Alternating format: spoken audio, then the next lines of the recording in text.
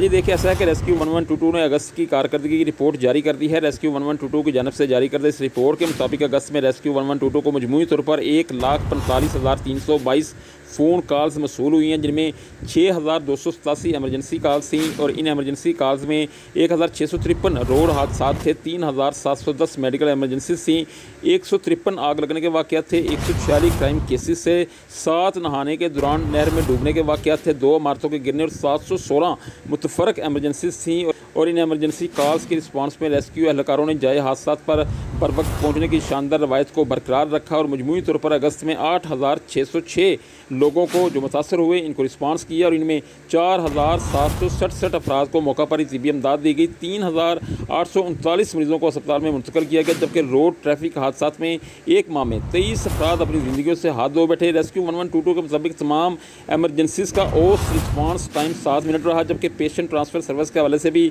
Rescue ने शानदार service फराहम की। 448 मरीज़ों को एक अस्पताल से दूसरे अपग्रेड अस्पताल में मुंतकिल किया। इसी तरह मोटर बाइक एम्बुलेंस की अगर बात की जाए तो 1,348 एमरजेंसीज पर मोटर बाइक एम्बुलेंसेस ने रिस्पांस किया और गुज़श्ता माह अगस्त में रेस्क्यू 1122 ने कोरोना वायरस से मुतासरा 30 अफराद को भी डिस्ट्रिक्ट हेडक्वार्टर अस्पताल मुंतकिल किया और कोरोना से हलाक होने वाले 39 अफराद की तदफीन भी की।